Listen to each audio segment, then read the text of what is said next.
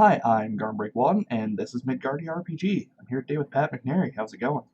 I'm doing good. How are you guys? I'm doing pretty well. So, why don't you tell us a little bit about Brass Rings? All right. My partner and I invented brass rings originally as a giveaway for Gen Con, which obviously never happened. Um, so we decided to kind of take it to a better level than we had it originally. We designed it to be a pamphlet fold up game, so it kind of fits in your pocket. We would hand it out at games that we were running at Gen Con so people could carry something around and show people what they had. So we went to Kickstarter with it about a week ago. It's done pretty well. We're going to expand it into multiple pamphlets, possibly even a small booklet. This was just kind of meant to be what's my term? It's kind of a one-off casual game. It wasn't really meant to be the next Dungeons and Dragons. So we wanted to put our contact information on it so people could carry around our card and play some games, have a little bit of fun on the side. That's an excellent idea, by the way. It's a good way to make sure people actually hold on to the contact info. Yeah, we decided that handing out cards was one thing, but being able to say, hey, I can make a game, here's my card, or I can make a game, here's my game with my contact information on it was a better idea. Yeah, absolutely. So, why don't you tell us a little bit about the setting of Brass Rings? All right, so Brass Rings, you play a rodent who has evolved to a bipedal uh, steampunk type era in technology, and they grow up. So at one point, humans, they call them the Forerunners, brought them to the rings of Saturn and then left.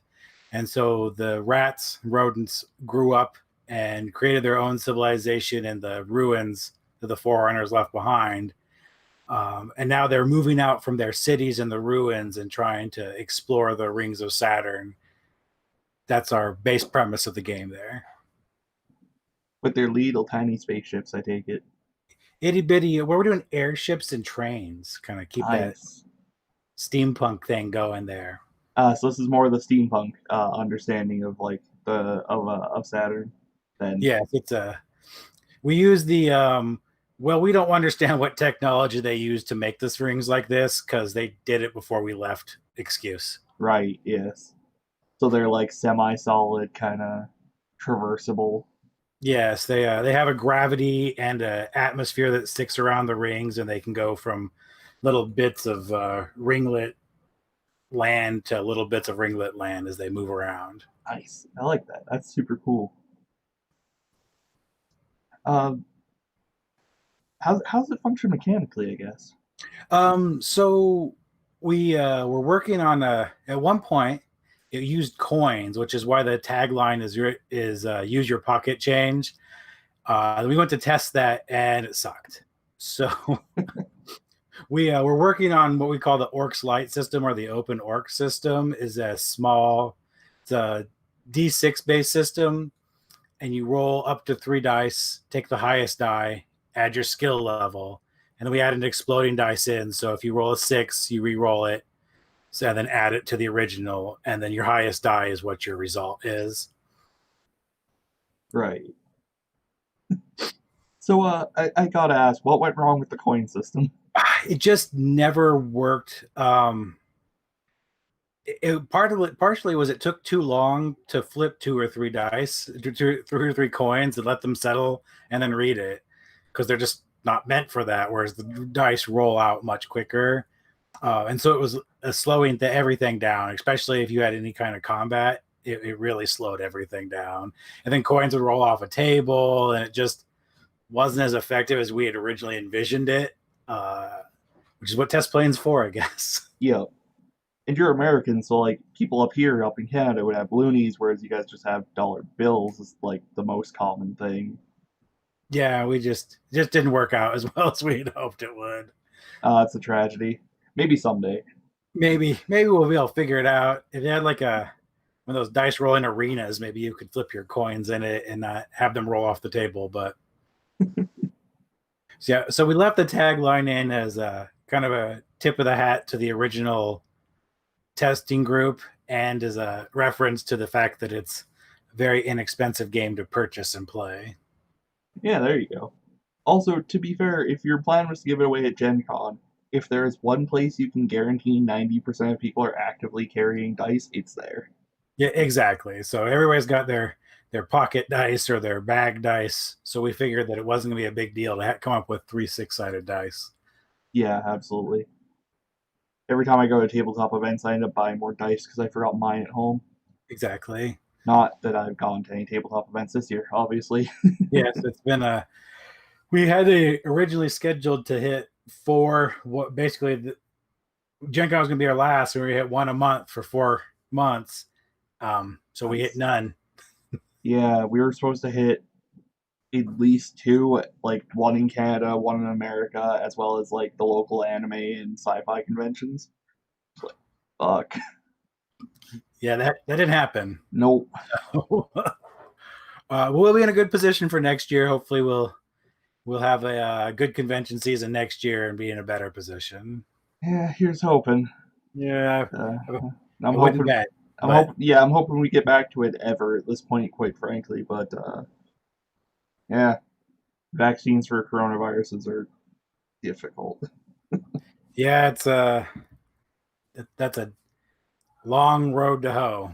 Yep, it's not a phrase I've ever heard before. Oh, okay. Well, there you are. Just learn something new every day. Yep. Also, fun fact: this game's about rats. I've never seen a rat in real life because I live in Alberta, where we don't have any. Well, yes, but there's mice and squirrels in it too, so you'll be Oh, okay. okay, yeah. No, I'm familiar with those.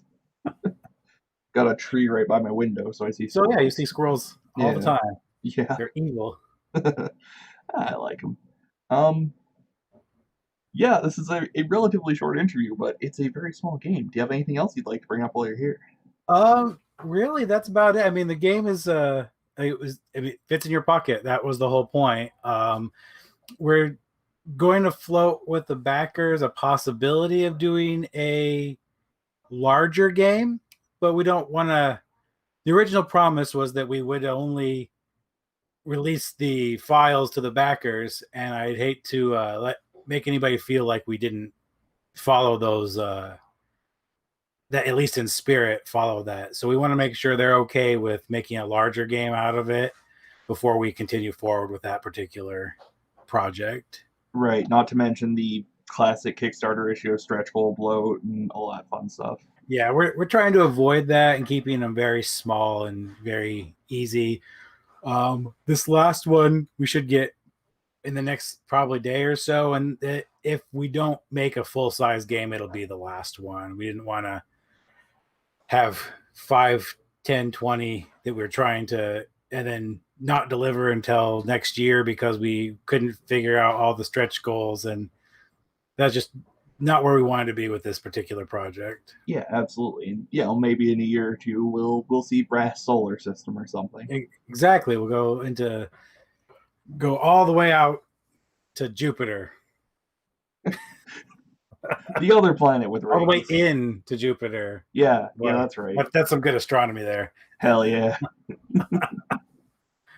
I need like a solar system reference chart around here or something. Yeah, I had to think about it for a second. Yeah, into Jupiter. Be Yeah.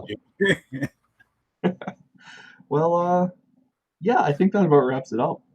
Yeah, not a whole lot to it. That's the point.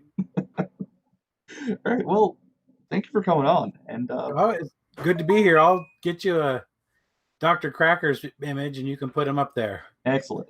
And for All right. everybody watching at home, have a good night. Take care.